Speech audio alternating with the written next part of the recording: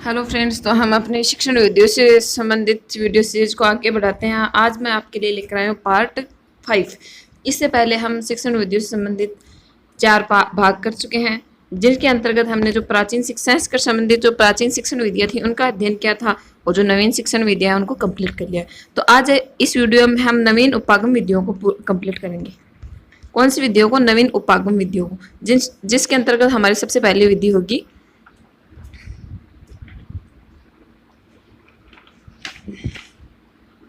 सूक्ष्म शिक्षण, micro teaching. हमारी पहली विधि कौन सी होगी? आज हम सबसे पहले सूक्ष्म शिक्षण विधि को कंप्लीट करेंगे। उसके बाद हम आगमन विधि को कंप्लीट करेंगे और समस्या समाधान, परियोजना विधि और दल शिक्षण, इन 5 विधियों को आज हम इस वीडियो में कंप्लीट करने जा रहे हैं। आपसे निवेदन है कि अगर वीडियो अच्छा लगे तो लाइक, शेयर एंड सब्सक्राइब जरूर करें। तो हम अब स्टार्ट करते हैं सूक्ष्म शिक्षण।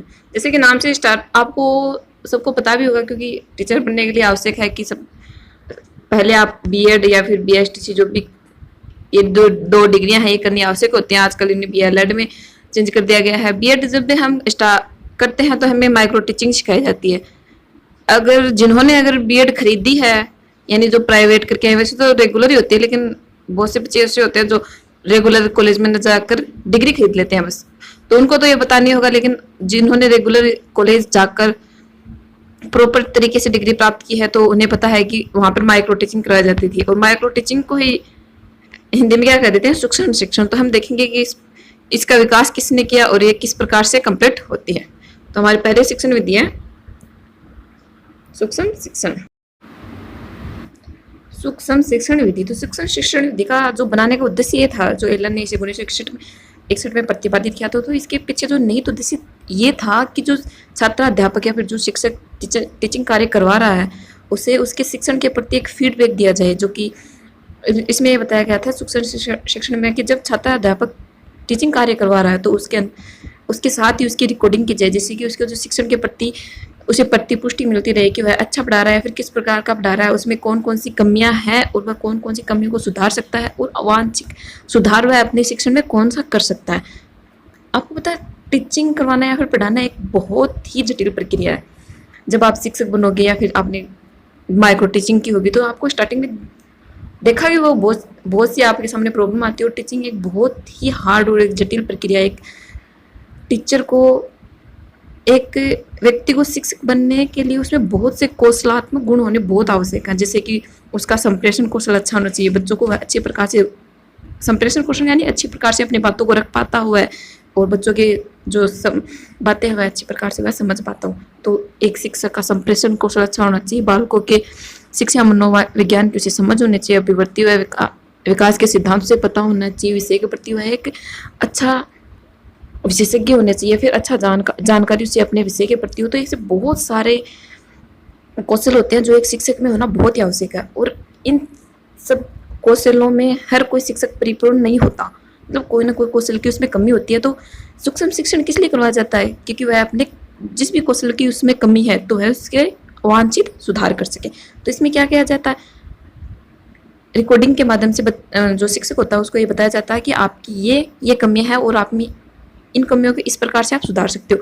लेकिन हम देखते हैं कि हमने जो माइक्रो टीचिंग की थी बीएड या बीएसटीसी कॉलेज में, वहाँ पर क्या होता था कि ये रिकॉर्डिंग वाला काम है वो सभी जगह लागू नहीं हो पाता। तो एक छोटा रूप लिया गया सूक्ष्म सूत्र का, जिसमें से एक छोटे समूह में छोटे समय में माइक्रो टीचिंग करवाई जाती है। नहीं तो कक्षा में 5-10 बच्चे होते थे और कम समय में 10-15 मिनट के लिए माइक्रो टीचिंग करवाई जाती थी। लेकिन जो समय होता है वह आपसे पूछा जाए तो इसका 36 मिनट का समय होता है माइक्रो टीचिंग का।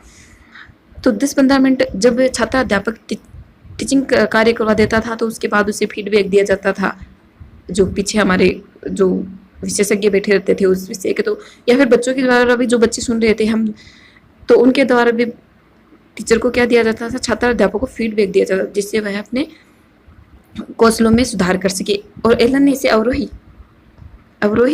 मैंने आगे बताया आपको, एक बार आपको समझा दूं।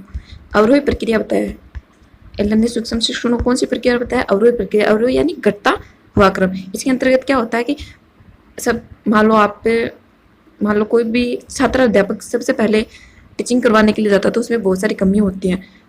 उसे फीडबैक दिया जाता है। फीडबैक के अंतर्गत उसकी जो कमियां होती हैं उनको बताया जाता है। उन कमियों को वह अगली बार जब शिक्षण करने जाता है तो उन कमियों को वह सुधार करता है और फिर से उसमें जो कमियां हैं उनको बताई जाती है। तो अगर वह उससे अगली बार शिक्षण कार्य करवाने जाएगा तो वह फिर से अपनी कमियों में सुधार करे। तो इस प्रकार क्या होगा, अंत में वह संपूर्ण शिक्षण कौशल में क्या हो जाएगा, परिपक्व है। इसलिए एलन ने इसे अवरोही प्रक्रिया भी कहा है। तो हम देखते हैं कि अब हमने इसमें क्या लिखा है। आपको समझ में तो आ गया होगा कि शिक्षण क्या होता है।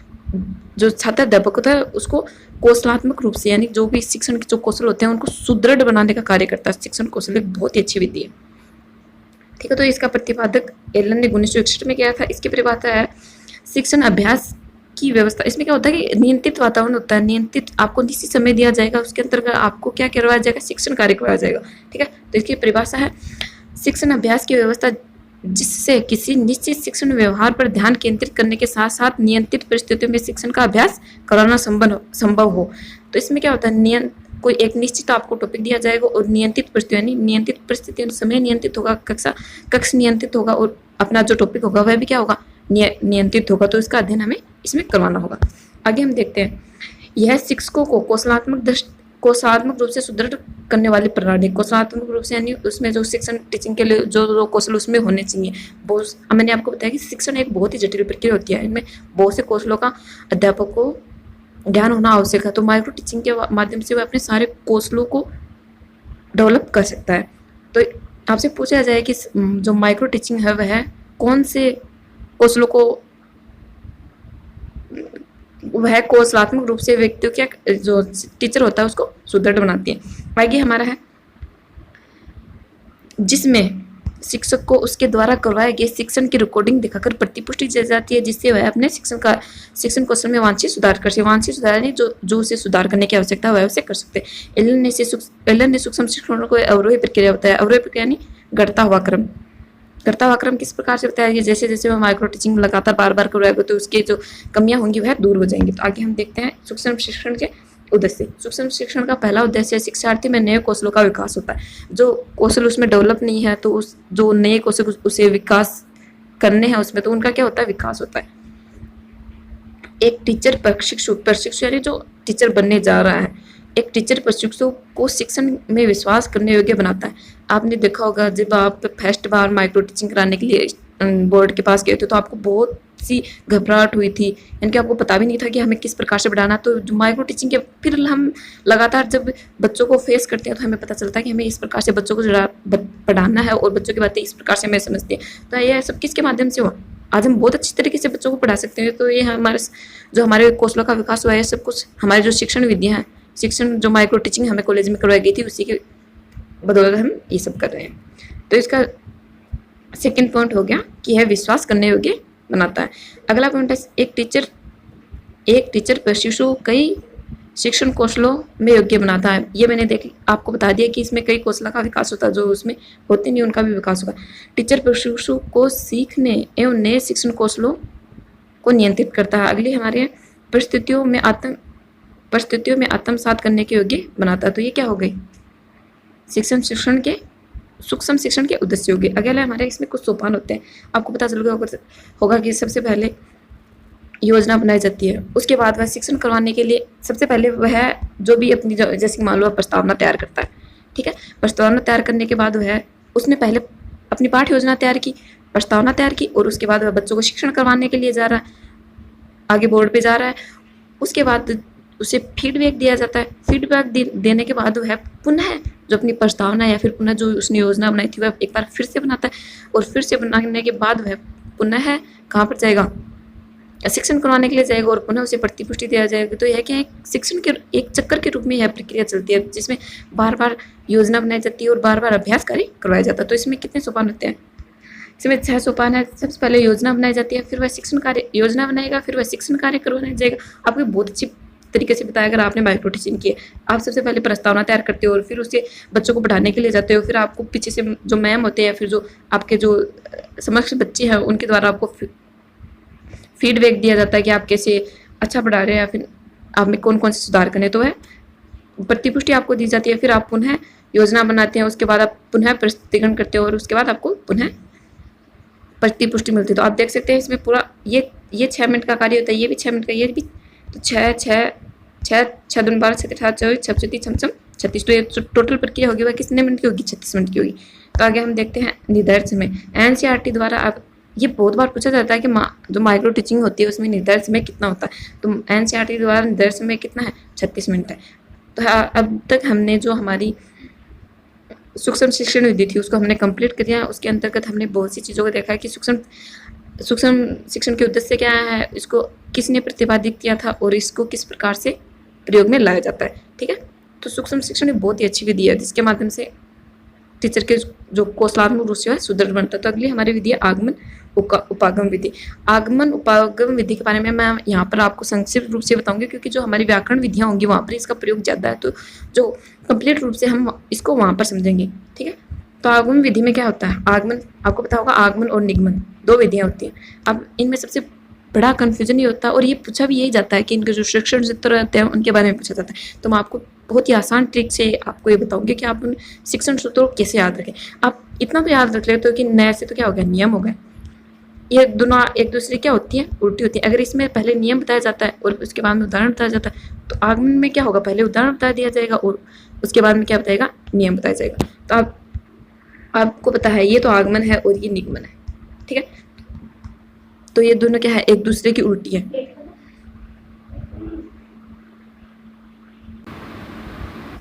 तो आगमन विधि में क्या होगा, नियम विधि में पहले नि है तो नियम बताए जाएंगे। आप इस तरह से याद रखो, नियम से उदाहरण की ओर लाया जाएगा और आगमन विधि में उदाहरण से नियम की ओर जाएगा। इसके जो आगे सूक्ष्म सूत्र प्रत्यक्ष से अप्रत्यक्ष की ओर या फिर मूर्त से अमूर्त से, उनकी भी मैं आपको ट्रिक से बताऊंगी।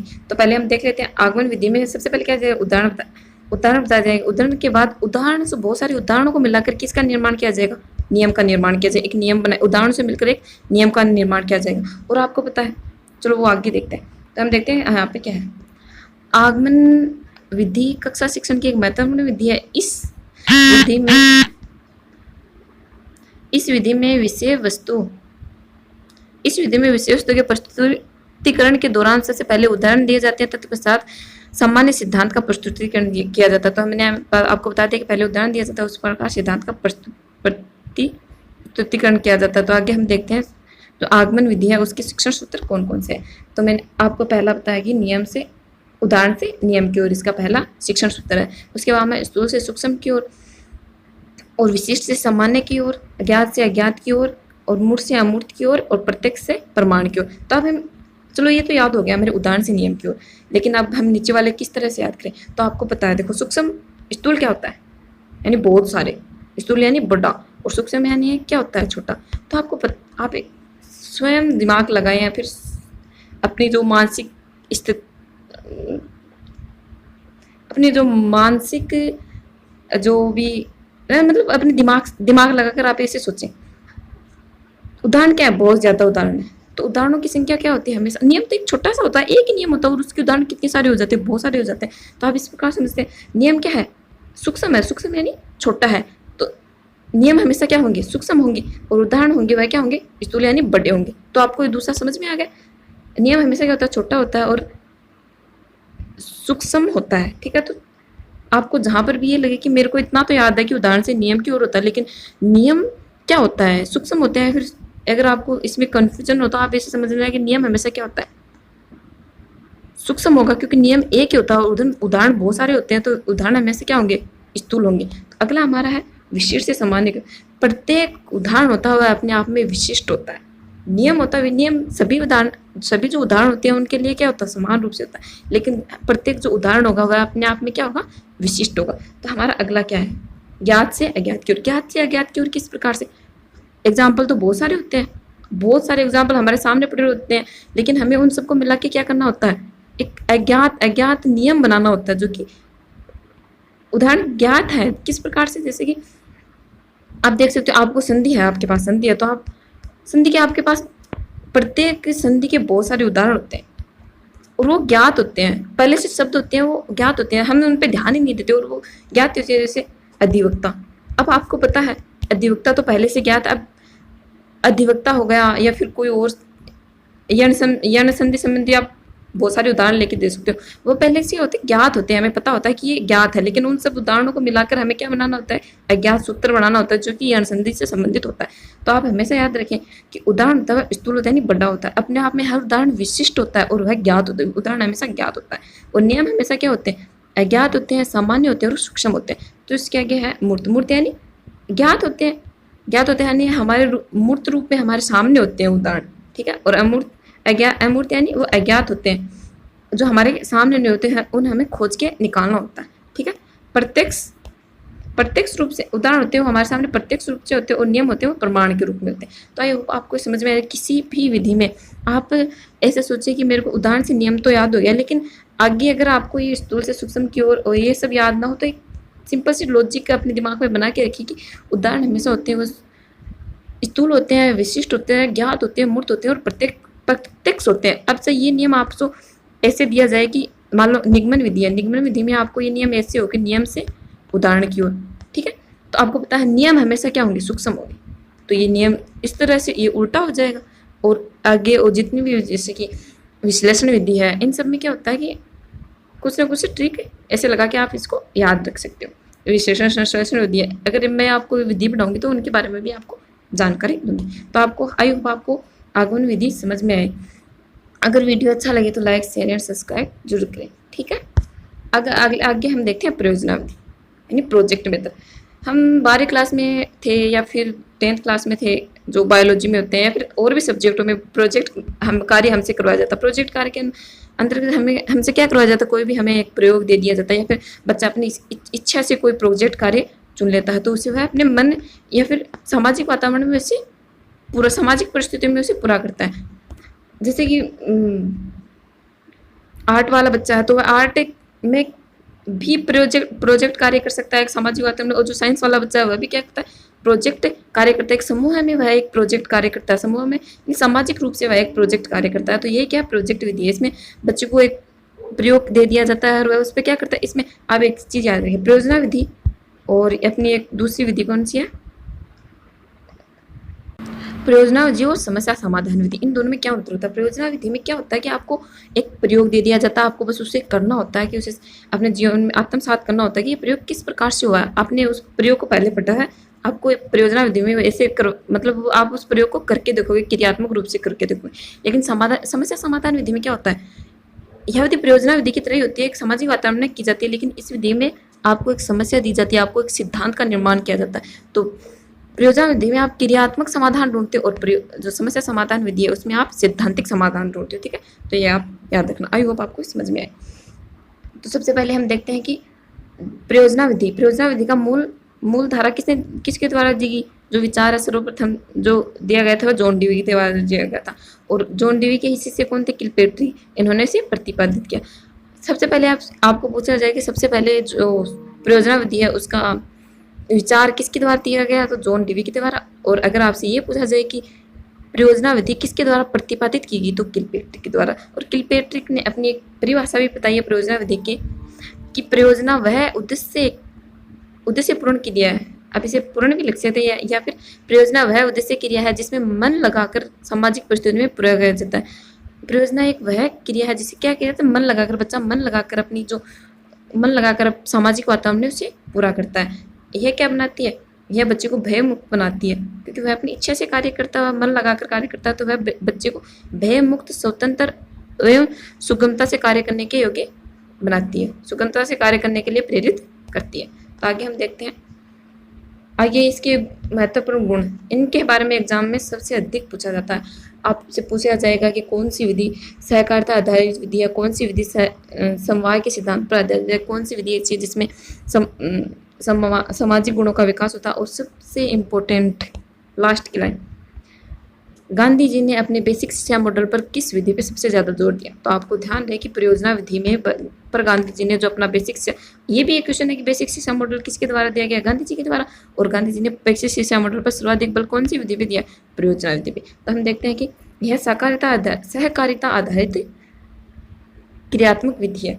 सहकारिता आधारित कैसे, मतलब इसमें समूह में कार्य करवाया जाएगा, तो बच्चे एक दूसरे के सहयोग के साथ कार्य करेंगे, तो यह क्या है, सहकारिता आधारित विधियाँ समवाय के सिद्धांत पर, वही समूह में कार्य करेंगे तो आपस में उनका संयोजन होगा, उनमें तालमेल बैठेगा और वो एक से अधिक गुणों का विकास कर पाएंगे। तो है क्या होती है समवाय के सिद्धांत पर सामाजिक गुणों का विकास, सामाजिक वातावरण में प्रयोजन विधि करवाई जाती है तो सामाजिक गुणों का विकास होता है और श्रेष्ठ प्रजातांत्रिक विधि मानी जाती है। इसमें क्या होता है कि जो बच्चे होते हैं वह उनको स्वतंत्र रूप से वह अपने कार्य करते हैं, उन पर किसी प्रकार का मतलब रोक या फिर किसी प्रकार का नियंत्रण नहीं होता है। क्या होती है स्वतंत्र प्रजातांत्रिक, राजातांत्रिक नहीं होती। इसमें राजातांत्रिक का जो शिक्षक का उन पर नियंत्रण होगा, ये क्या होती है प्रजातांत्रिक, बच्चे स्वतंत्र रूप से अपना कार्य करता। और गांधी जी ने बेसिक शिक्षा मॉडल में इसके प्रयोग पर बल दिया, जो कि मैंने आपको बताया कि गांधी जी ने बेसिक शिक्षा मॉडल में प्रयोजना विधि पर बल दिया है और बेसिक शिक्षा मॉडल दिया गया है वह गांधी जी के द्वारा दिया गया है। तो इस विधि में क्या है आगे, इस विधि में बालक को स्वयं अपनी रुचि के अनुसार विषय वस्तु व क्रिया में सामंजस्य स्थापित करते हुए सीखने की क्रिया का अवसर मिलता है। इसमें विधि में बच्चा अपनी स्वयं की रुचि के अनुसार विषय वस्तु क्या करता है, चूज करता है। स्वयं की विषय वस्तु के अनुसार विषय वस्तु निर्धारित करता है और उसके बाद जो से उस विषय वस्तु में जो भी उसे अच्छा लगे, प्रयोजना विधि में 4-5 बच्चे होते हैं उनको मिलकर कार्य करवाया जाता है। प्रयोजना विधि में देखो जो हमारी जो प्रयोगशाला विधि होती है उसमें प्रत्येक बच्चा एक स्वयं अकेला मतलब व्यक्तिगत विधि है। इसमें बच्चा है वह एक बच्चा ही अपने एक प्रयोग को करेगा, लेकिन जो प्रयोजना विधि होती है उसमें जो प्रयोग होता है उसमें 4-5 बच्चे अपने मिलकर कार्य को करते हैं। तो जो बच्चा जिस भी क्रिया में सक्षम होगा या फिर जिस भी क्रिया में उसकी रुचि होगी वह उसी को क्या कर लेगा, करना स्टार्ट कर देगा। तो इस विधि में क्या होता है कि अपनी रुचि के अनुसार विषय वस्तु क्रिया में सामंजस्य स्थापित करके बच्चा सीखता है। इसका लाभ क्या है, इससे अभिव्यक्ति और आत्मविश्वास के साथ साथ अन्वेषण योग्यता, निर्णय शक्ति, मूल्यांकन क्षमता, सृजनात्मकता व रचनात्मक प्रवृत्ति का कौशलों का विकास होता है। तो बच्चा स्वतंत्र रूप से कार्य करेगा तो उसमें क्या होगा, अभिव्यक्ति उसकी अच्छी होगी, आत्मविश्वास बढ़ेगा, उसमें कार्य जो प्रयोग है उनको करने के लिए या फिर कोई भी अन्य जो कार्य है उनको करने के लिए उसमें आत्मविश्वास होगा। अगर वह खुद अपनी ज्ञानेंद्रियों से कार्य करेगा तो उसमें अन्वेषण, निर्णय क्षमता और मूल्यांकन क्षमता क्या होगा, विकास होगा, सृजनात्मकता का विकास होगा, रचनात्मक प्रवृत्ति का विकास होगा। तब तक हमने देखा कि हमने हमारे जो आगमन विधि है उनको सबसे पहले हमने सूक्ष्म शिक्षण विधि को किया बहुत ही अच्छी तरीके से, उसके बाद में हमने आगमन विधि को किया। आगमन विधि को मैंने आपको बता दिया कि आपको और भी डिटेल में अगर वो पढ़नी है तो हम व्याकरण जो शिक्षण से संबंधित विधियाँ आएंगी वहाँ पर उसको पढ़ेंगे। और इसके बाद हमने प्रोजेक्ट विधि को किया। प्रोजेक्ट विधि के बाद में हम अब करने जा रहे हैं समस्या समाधान विधि। समस्या समाधान विधि के अंतर्गत क्या होता है कि बच्चे को सामने एक समस्या प्रस्तुत की जाती है। समस्या कब प्रस्तुत होती है, सबसे पहले आप ये सोचिए कि समस्या प्रस्तुत कब होगी। आपका कोई लक्ष्य है, मान लो आपको बहुत बड़ा लक्ष्य है, आपको क्या करना है, आपको टीचर बनना है, आपको रीट पास करनी है। आपका लक्ष्य है कि आपको रीट पास करनी है, लेकिन ये तो है नहीं कि मतलब आपका लक्ष्य हो गया और आपने उसको पार कर ली। आपको बहुत सारे सब्जेक्टों का ज्ञान होना है, इसमें बहुत ही जरूरी।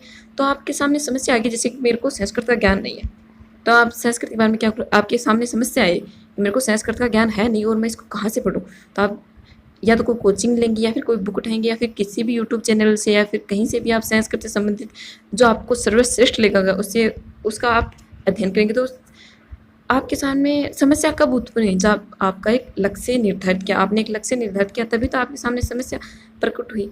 ठीक है, तो इसके अंदर क्या क्या बताया गया है, तो बच्चे के सामने एक समस्या प्रस्तुत की जाती है, उस समस्या का समाधान के लिए बच्चे को क्या किया जाता है, प्रेरित किया जाएगा। तो इसके प्रतिपादक कौन है, सुकांत महोदय इसके क्या है, प्रतिपादक है।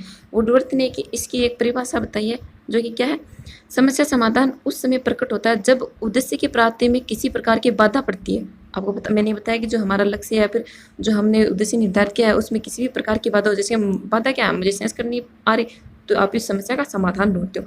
उद्देश्य की प्राप्ति में किसी प्रकार की बाधा पड़ती है, यदि लक्ष्य तक पहुंचने का मार्ग सीधा और आसान हो तो समस्या आती ही नहीं। अगर लक्ष्य तक पहुंचने का मार्ग अगर सीधा होगा तो आपको पता ही है वहाँ पर तो बाधाएं आएंगी नहीं, लेकिन अगर लक्ष्य तक पहुंचने का जो आपका मार्ग है वह थोड़ा कठिन है तो आप में समस्याओं का सामना जरूरी करना पड़ेगा।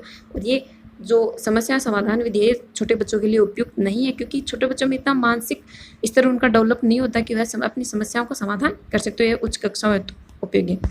आगे हम देखते हैं समस्या समाधान विधि एक मनोवैज्ञानिक और वैज्ञानिक विधि है, मनोवैज्ञानिक विधि है, क्योंकि बच्चा इसमें स्वयं अपनी समस्याओं का समाधान स्वयं करता है, और जहाँ पर बच्चा अपनी समस्याओं का समाधान स्वयं करेगा वह हमेशा कौन सी विधि होगी, मनोवैज्ञानिक विधि होगी, और एक श्रेष्ठ भी विधि है।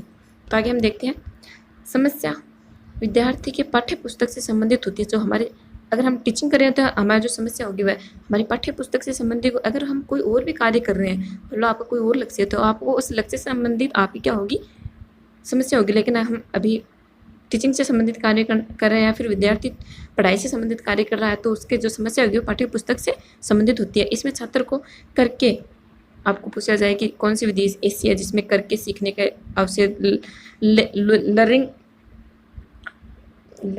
लर्निंग बाय डूइंग का मौका मिलता है, तो वह कौन सी विधि है, समस्या समाधान विधि, यानी करके सीखने पर आधारित विधि है। कौन सी, समस्या समाधान विधि।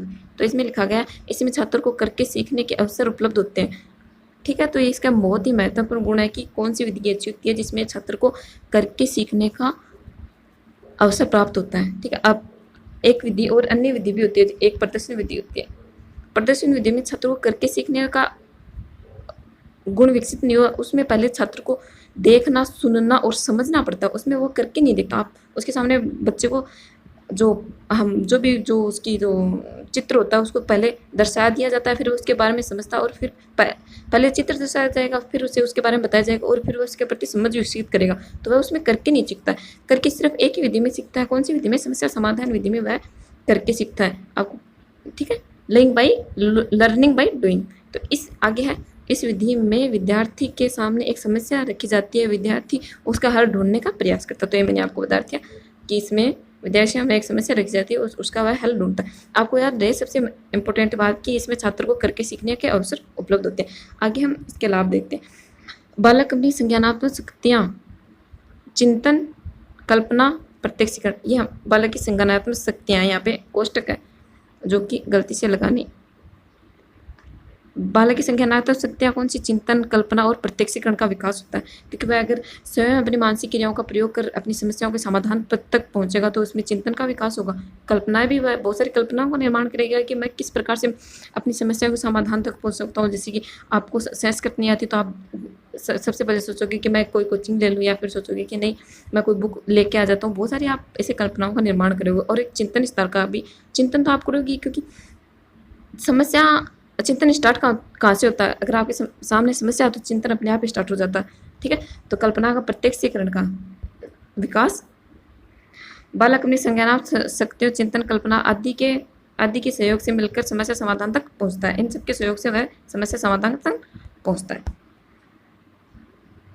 हाँ, ये वो बात है परियोजना विधि में मैंने आपको बताई थी कि परियोजना विधि में जहाँ समस्या का क्रियात्मक समाधान ढूंढा जाता है, वहीं इस विधि में जो हमारी समस्या समाधान विधि है इसमें सैद्धांतिक समाधान खोजा जाता है। ठीक है, तो अब तक हमने 4 विधियों को इस वीडियो में कंप्लीट कर लिया। इससे पहले हमारी सूक्ष्म शिक्षण थी, उसके बाद में हमने आगमन विधि को किया, पहले सूक्ष्म शिक्षण, उसके बाद में आगमन को कर लिया, और उसके बाद में हमने परियोजना विधि को, अब हमने समस्या समाधान विधि को कर लिया। तो वीडियो ज़्यादा लंबा हो जाएगा और आपका इसमें इंटरेस्ट भी नहीं रहेगा, तो मैं इस वीडियो में इतना ही पढ़ा रही हूँ, और अगला वाला वीडियो होगा उसमें जो बाकी की हमारी जो नवीन उपागम विधियाँ बच गई हैं उनको करेंगे। तो आपसे वीडियो को ज़्यादा से ज़्यादा शेयर करें, लाइक करें एंड सब्सक्राइब करें। धन्यवाद।